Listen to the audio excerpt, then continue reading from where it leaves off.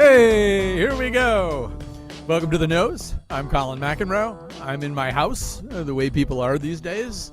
And Kat Pastor is running things on the board. She will emerge as one of the heroes of the coronavirus crisis at WNPR and related stations. Jonathan McNichol, who's producing this episode, is at his house. And our guests, our three panelists, are all at their house. We're going to introduce them in a second. And I want to tell you first that later in the show, we're going to talk about the reframing.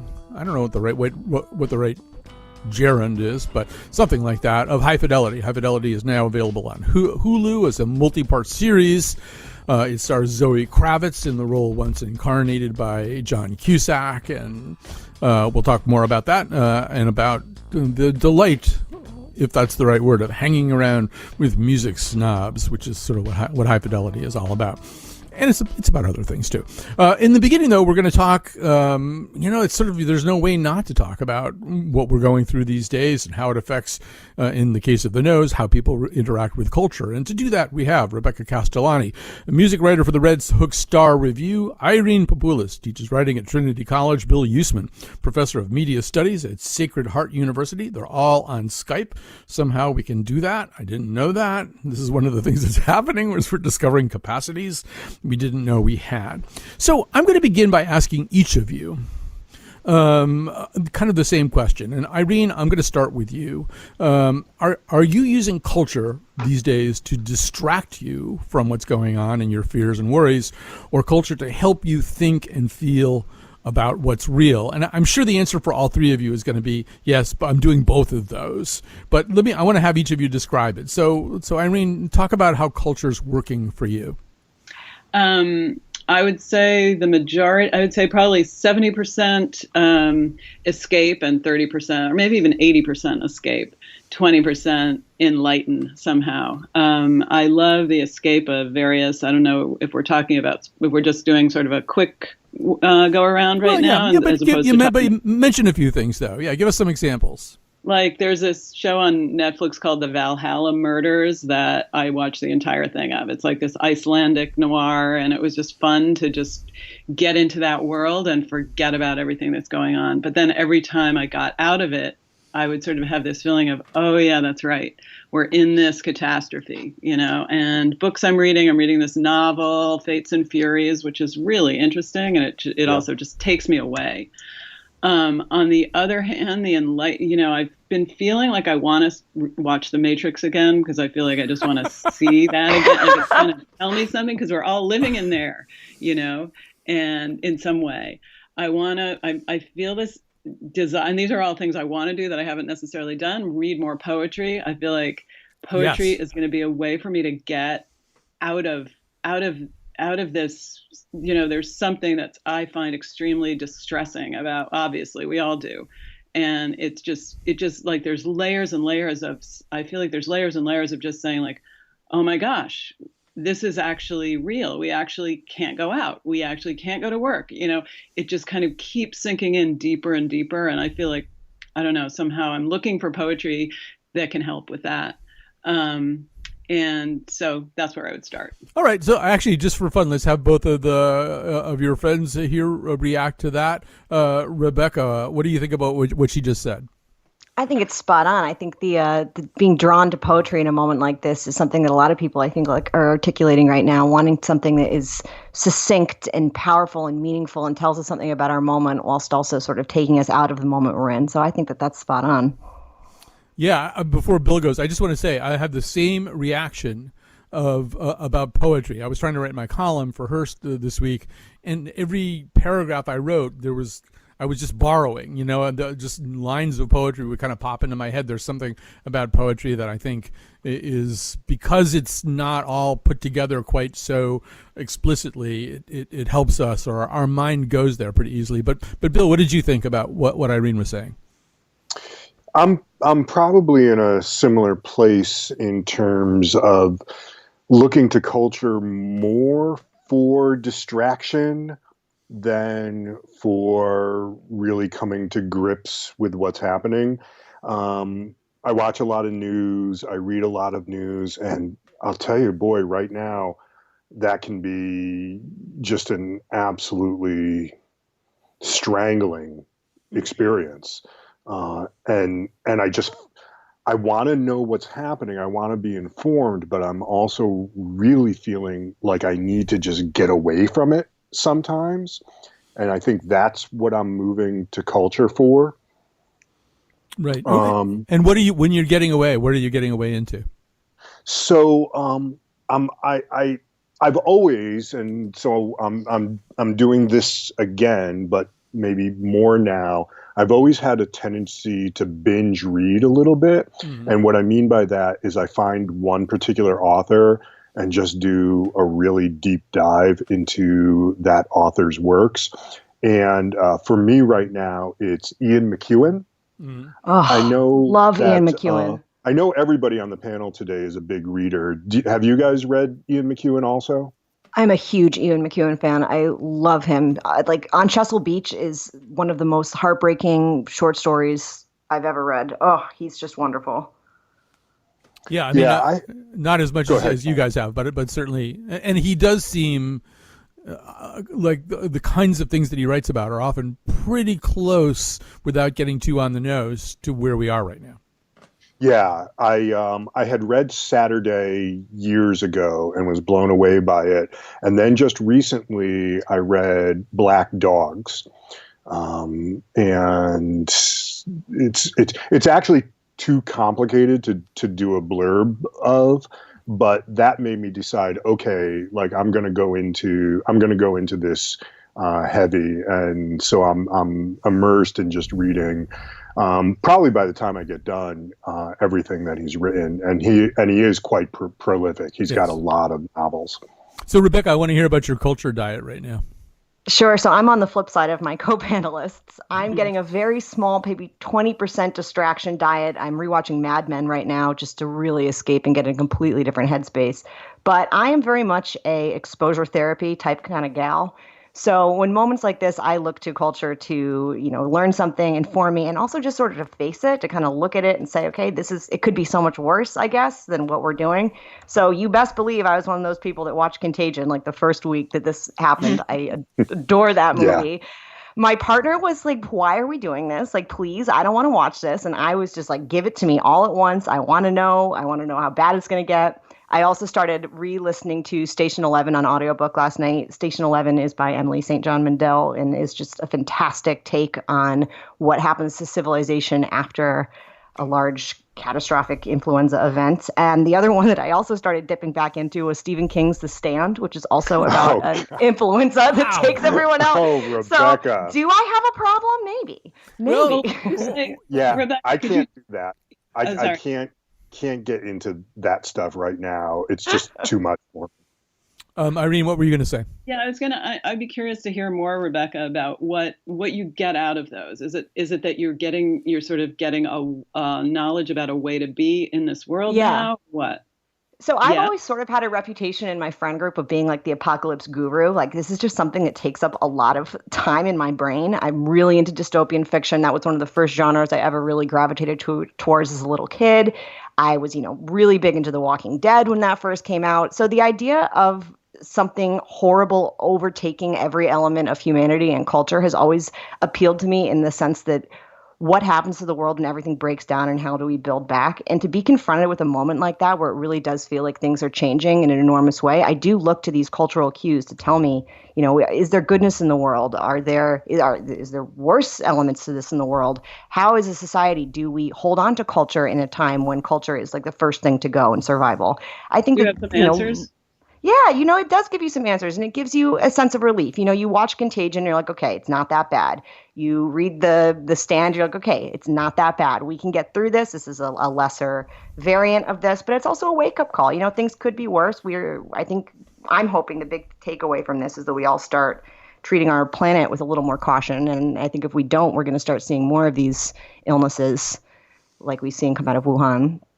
I do want to say, just for people who are uninitiated, so Station 11 by Emily St. John Mandel is, talk about being on the nose. It's a tremendous book. It's like you read it in 24 hours, which will probably even accentuate the kinds of things that Rebecca's talking about. But it is about as close to a description of where this could go if this went into a really horrible place as you could imagine. But it also, Irene, and this maybe circles back to poetry, is very, very much about Shakespeare and very much about the eternality of Shakespeare, the way in which, I mean, the sort of poor man's version of this is Kevin Costner in The Postman, but in her book, there is a way in which, when everything is lost, when most of society is lost, most of humanity is gone, Shakespeare is still kind of on the table. I don't think it's a spoiler to say, like, they have a traveling symphony that goes around to all these different settlements and performs Shakespeare and classical music for the various survivors. And that's kind of the conceit of the book, which is a really interesting take on dystopian fiction. Oh my gosh, I can't wait to read this. You're going to love it. Don't read it in the next few weeks. Do yourself a favor. Unless you're as strong as Rebecca is. I personally, I read the book. I don't think I would want to read it again right now. But, Bill... I highly recommend the audiobook. It's very soothing. Kirsten Potter does a very, very soothing job of relaying some horrible information. But, Bill, one of the other possible reactions to this is, too, that it's you want, back to the Shakespeare idea anyway, you don't want to waste your time too much with trash. You'd be better off with Ian McEwan or William Shakespeare or Emily St. John Mandel. On the other hand, there's a way that, I don't know, I kind of need a certain amount of garbage right now. It's hard for me to explain why that is. But Bill, you're a media studies professor. Maybe you know. Well, I think that there is a tendency to just want to numb yourself a little bit. And I think these days people are numbing themselves in lots of different ways. I think one of the businesses that are thriving right now are liquor stores. So, and there's obviously the culture equivalent of that. But I also think it's possible to find stuff that is not trash, but is also light enough that it's soothing in some ways. And I think the show that we're going to talk about in the second half of the show, High Fidelity, which, I liked a lot, I think kind of fits into that little niche of it certainly isn't trash. It certainly isn't, just like kind of garbage culture, but it's also it's not dealing with anything overly weighty. I know it deals with loneliness and a lack of connection, but at the end of the day, it's still a rom-com. So I think there's a whole range of culture that fits into there. And if I can just mention one other thing, Lori and I just recently streamed Dairy Girls. Dairy Girls is so good. Yeah, I can't remember which service it's on. Is it Netflix? I think it's Netflix. Yes, Netflix, yeah. And there's 2 seasons, and it's about a group of friends growing up in Ireland during, as what they say, the Troubles. And the Troubles are kind of a background to the show, but it's very much about young friendship, and it's hilarious and it's poignant and it's moving. And that's the kind of stuff that I'm finding really attractive right now. Mm-hmm. But I think it's also, we call the television with the Apple TV or the crack machine, because it's kind of like, I even when you say that, I was like, oh, I haven't seen Dairy Girls. I somebody else mentioned that to me, and but there's so many. Oh yeah, there's a lot things like that, and it's just like I don't want to be in the. I don't want to. I'm really attracted to those things too, and I probably could spend hours and hours and hours watching it. But then I also feel like, no, I don't want to be living in the world of the computer, and now I have to teach all my classes on the computer too. And it's like, we're talking on the computer right now. And it's just kind of like, wow, I'm just like, I feel like this sense of anxiety about just getting lost and staring at the computer all the time. I find it really hard. Like we have to do it, but then on the other hand, we don't want to, but we do want to, and we're pulled into it and we're pulled out of it. And wait, I should do something else. And now I'm going to go back. And anyway, that's just where I am. Well, this is where literature comes back in then, right? This is where novels and poetry can provide us with something other than that. And also, we don't really think of it as culture, but walking.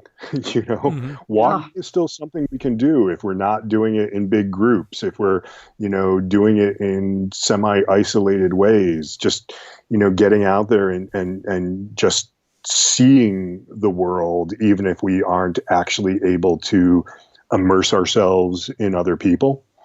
Isn't it Yeah. weird though to be walking and to have somebody like see you and then cross the street because they don't want to be Yeah. No, less than and 6 feet from you? And but I honestly, agree. I Yeah, kind of do want people to do that, and I Yeah. want to do that for other people as well. yeah. Well, we're all turning into 19th century transcendentalists, that there's that sort of weird way in which culture and the outdoors are starting to be married more and more and feed us in similar ways. And because I'm doing the same thing. I mean, I have this insane young dog. I have no choice. But yeah, the outdoors turns out to be really important. I wanted to mention one thing just before I miss the chance, just because I think it will amuse all three of you, which is that so Bill was talking about liquor stores. I haven't been to a liquor store. I'm sort of ordering food, in ordering groceries and stuff like that, and I haven't really figured out how to get wine delivered to my house yet. But Carolyn Payne, a regular guest on the show, who you all know and love, she and I have this kind of running gag. I don't really know how it started, about boxed wine. So on Christmas Eve, Carolyn left a unimpressive looking box of Pinot Noir at my house, and I started referring to it as the Carolyn Payne Strategic Wine Reserve. It was sort of nothing I was planning on drinking back in December, but at a certain point I thought, well, I guess I'll have a glass of Carolyn's Strategic Wine Reserve Pinot Noir. So yeah, there's you have to improvise now, and maybe you have to change your standards a little bit. Hey, I wanted to ask you, I don't know if anybody has a response to this. It's something I said in the email too, but there's a way in which, and maybe you've already answered this question, but maybe not. There's a way in which, I don't know, certain people kind of emerge at times like this culturally, and it could be anybody from, like, at this point, Max Brooks, who made that amazing video with his dad, Mel Brooks. I'm assuming most people have seen. 12 million people have seen it now. So, or I mean, I was thinking back to 9/11 and how scary that was, and how, Don DeLillo basically had written 4 books about 9/11 before it had happened. There was a way in which he sort of already was on record about this. But I also remember that I, like a lot of people, had given up on U2, and then they had released that album that I think it's called All That You Can't Leave Behind the year before, and it was perfect. It was like they knew 9/11 was coming, and you would need a certain kind of music. I don't know if any of you have sort of found, people or even just Ariana Grande, telling her fans to get over themselves and not go to their yoga classes and stuff like that. But I don't know, Rebecca, has anybody kind of jumped out at you in a new way at this moment? I don't have cable, so I don't watch the news anymore. So I get my culture exclusively from the internet. Talk about being completely tapped into a computer. That is my life. Yeah. I did really enjoy the clip of the brothers Cuomo on CNN debating over who was their mother's favorite child the other day, but I would not necessarily call that heroic. Yeah. I don't know. I'm trying to think if there's anyone that that's coming out as a standout hero for me. Honestly, Emily St. John Mandel, simply because it seems like she's really captured the moment that we're living in right now with Station 11. That's as close as I can think of someone that's kind of had that DeLillo prophetic voice. Yeah. Right. And by the way, yeah, Bill, make that point, Bill.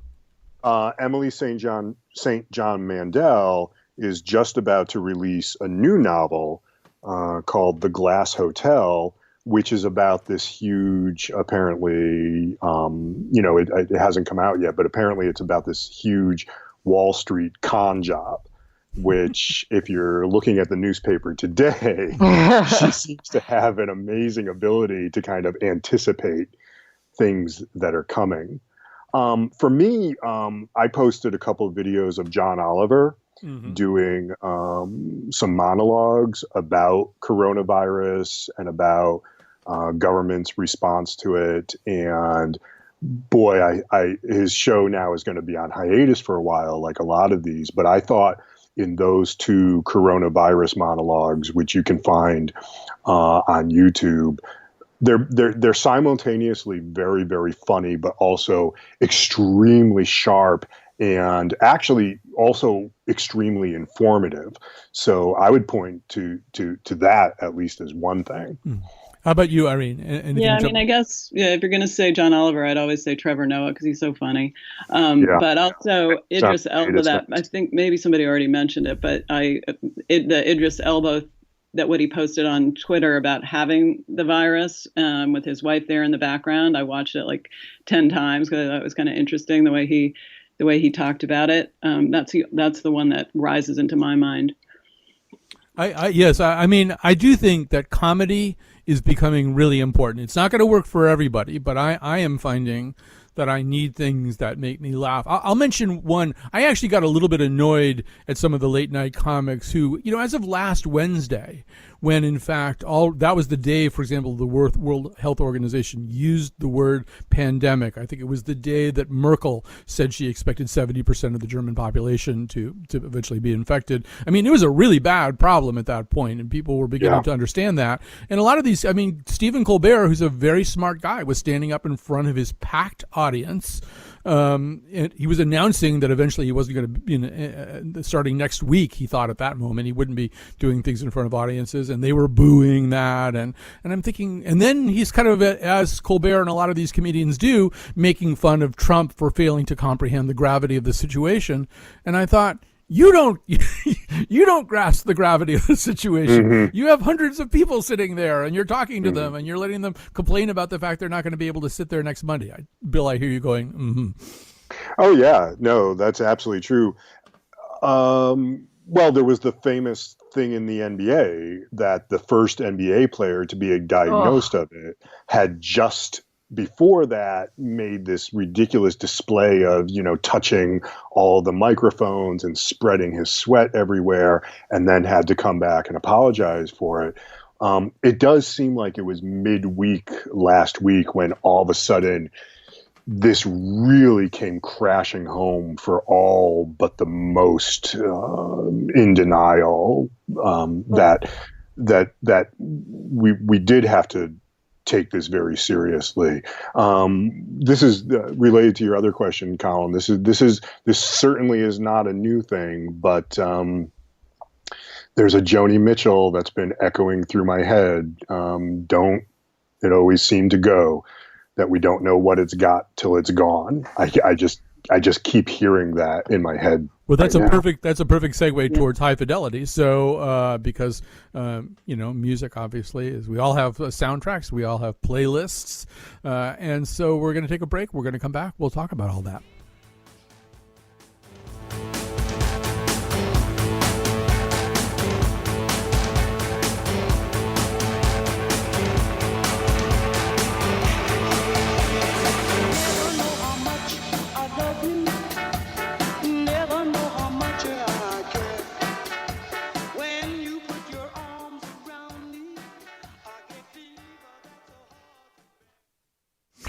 All right, we're back. I try to thank people every day, but you thank people even more in situations like this. So special thanks go out to some of the tech people behind the scenes, people you don't, whose voices you don't hear. They are TJ Coppola. I think TJ is the person who figured out how we could get 3 Skype guests on the board at once. But if he didn't figure it out, then Gene Amatruda figured it out. And if he didn't figure it out, Joe Koss figured it out. Somebody like that figured it out. And they've all been very, very key. They've been the kind of the spine and central nervous system of the station. Katie Tolarski is watching over everything and trying to minimize our follies. Kat Pastor, I've already mentioned, but she has been the rock here as a producer, a technical producer in studio. Jonathan McNicola produced this episode. I wanted to say all that before I ran out of time to do it. All right, now, time to talk about High Fidelity. High Fidelity has been repurposed here in 2020 as a new story. No, it's the same old story, but it has a different kind of lead. It has a different gendered lead. It is now Zoe Kravitz.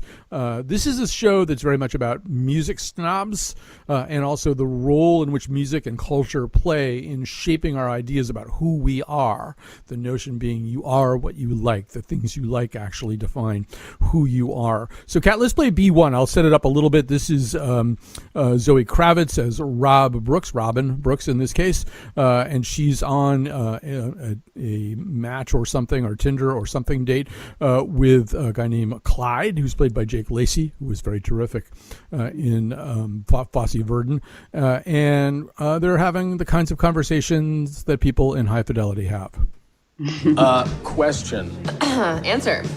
If I were to admit out loud to you right now that I truly, no joke, love this song, would you get up and leave? No, I love this song. All right. This is a great song. Yeah. Yeah.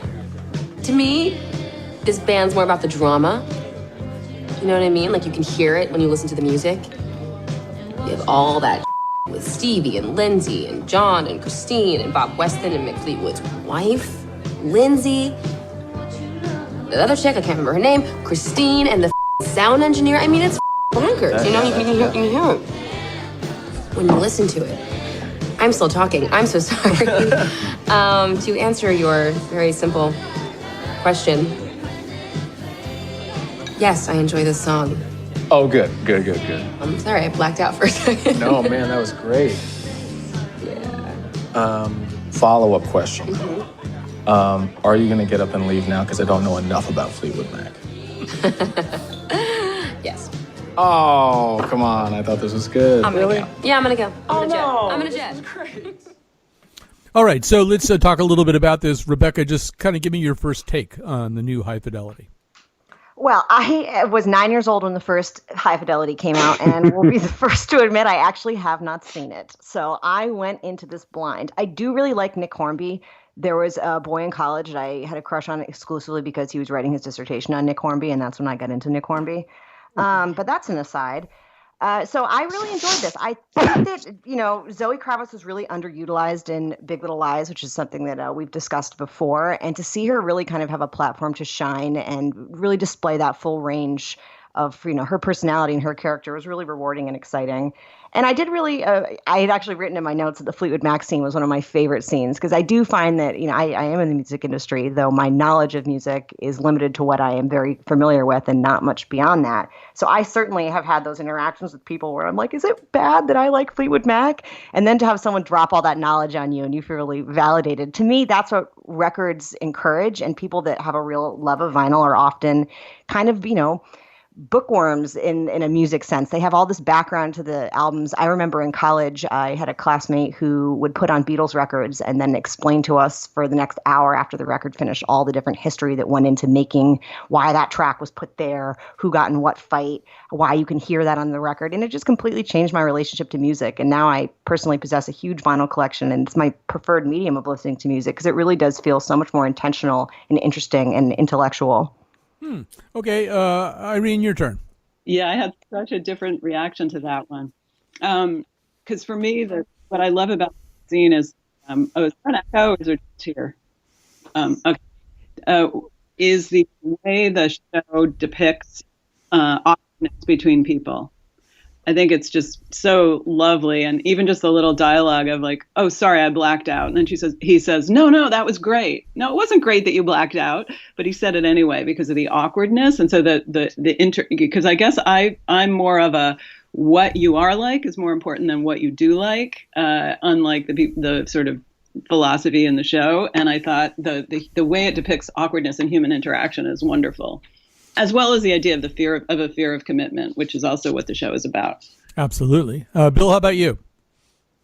Read the book, liked it, watched the movie, liked it, really liked the show. I really liked the reimagining of it. I really liked the recasting of it. I really like looking at it from a slightly different lens.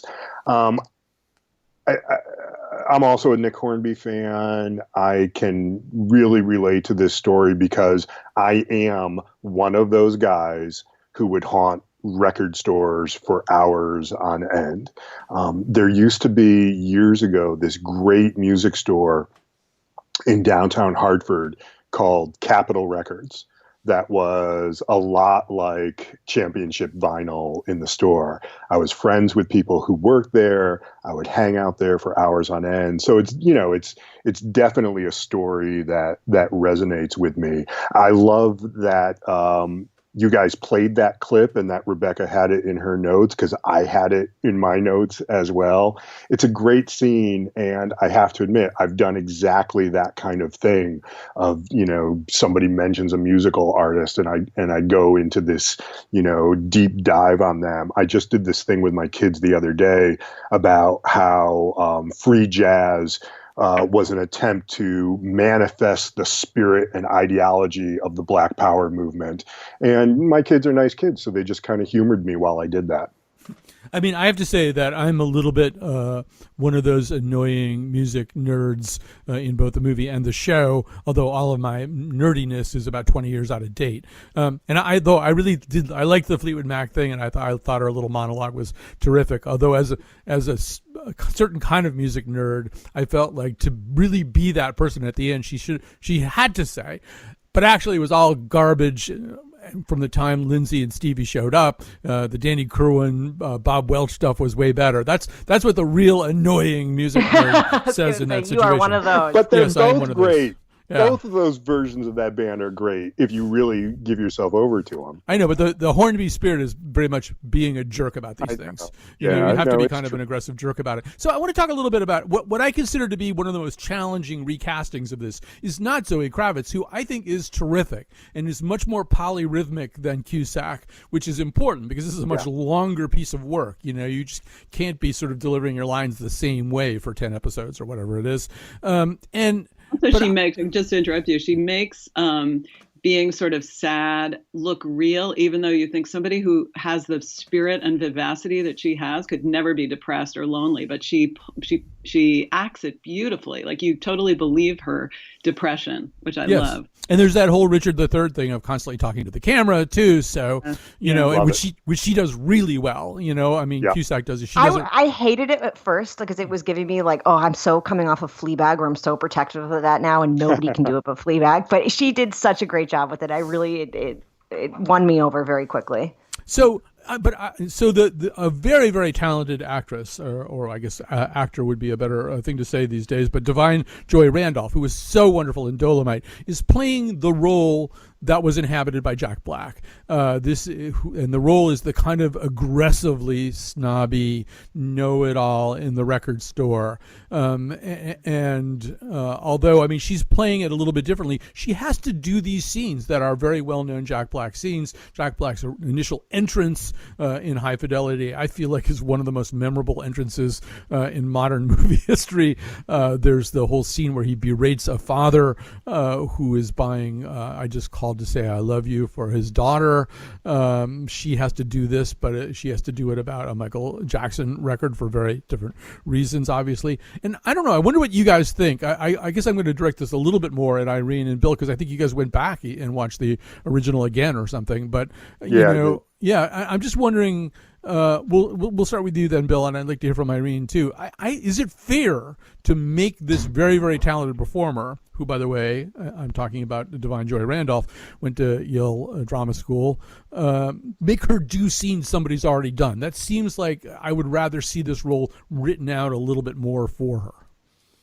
It didn't bother me the way it bothered you, Colin, because I thought I thought she pulled it off so well. Mm-hmm. To me, the scenes where she did have to recreate some of that, it was both like an homage to the original, but also taking it in a new and different direction, where, the Jack Black character in the film was just completely over the top. And you didn't, and Jack Black did that so well that, as you said in our emails, that created him in some ways. But what I think I like, because it's longer and there's some additional scenes and you get to see more, what Divine Joy Randolph brings to it is, I thought, was a little bit more multi-dimensionality, so that in her, I really kind of saw the vulnerability behind that. that a lot of the way she was acting in the store in that scene and in some other scenes was her facade, because that character is actually a really vulnerable person.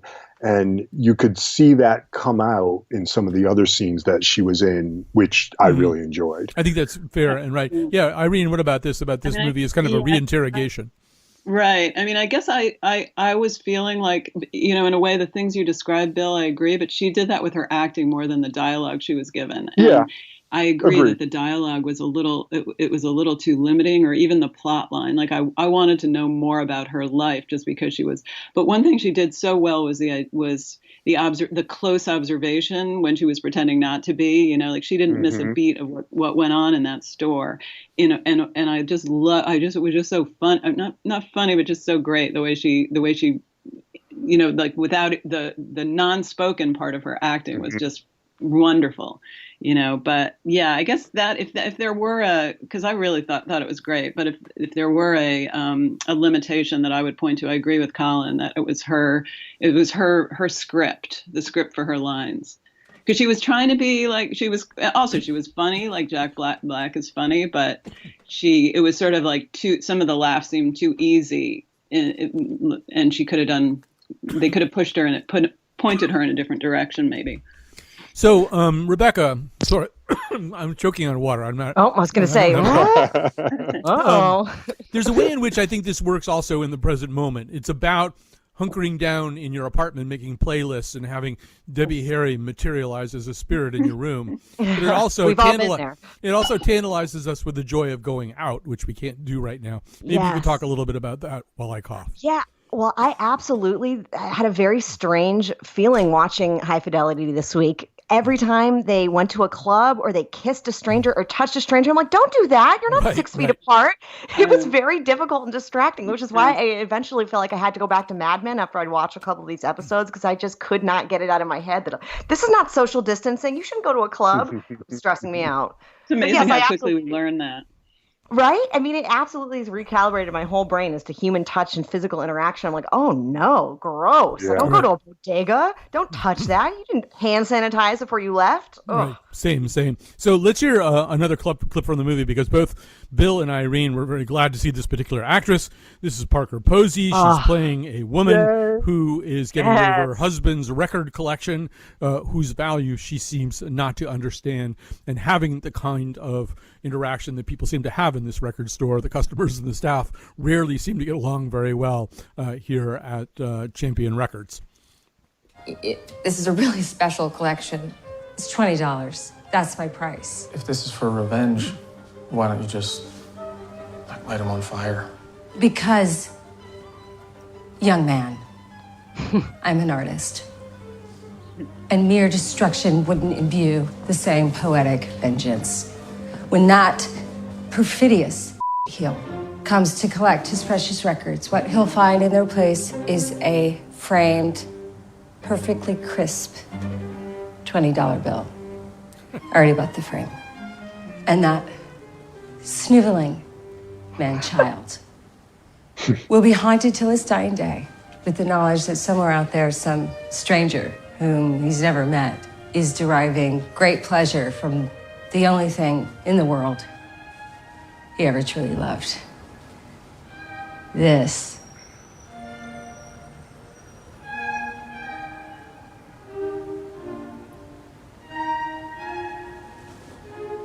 Will be my greatest work of art yet. Jesus. Wow. So take it, Irene. That long pause was so great. The whole idea of being angry at people for breaking up with you is also sort of a thread in the show, and she just embodied it. They just took it to such a different, funny, delightful place with her. What else is there to say? She was just, it was perfect, I thought. Bill? Love it. Love Parker Posey. Love everything she does. My wife is downstairs listening. Don't worry, honey. You're still 1 through 5 on my top 5 list. But I absolutely love Parker Posey, and great character, great scene, great little, storyline addition to that of, that the way you're going to destroy a music collector is by selling their whole collection for $20. That was a fantastic addition that doesn't appear in the same way in the original movie. No, not at all. In fact, Rebecca, I want to know if the guy who wrote the Nick Hornby paper is one of your 5 heartbreaks. He would like to think, but no, he wasn't that good of a writer in the end. Oof. So You're one of his. Rebecca, my question would be, can they get a second season out of this? Do you think that they'll, I don't know if there's any news. Yeah, I think you can. I think there's enough music and enough, stuff to mine there. And, there's enough intrigue with the characters. There's more to excavate there. I think they absolutely can get a second season out of it. For sure. I hope they do. If they do, I really hope that they have Maya Rudolph on, because there's a nice symmetry here. Lisa Bonet was in the original High Fidelity. Now you've got Zoe Kravitz. And meanwhile, Zoe Kravitz has been zoning out to Minnie Riperton, so it would be great to have Minnie Riperton's daughter, Maya Rudolph, have some little cameo in the second season. If the producers are out there listening, that's my suggestion. All right, so it's High Fidelity. I think we all recommend it. You have to get Hulu to do it. But it's an escape. Yeah, once you do, there'll be other Hulu things, and time will pass, and you won't know what happened. So let's take a little break. We'll make some other recommendations to you on the other side of this.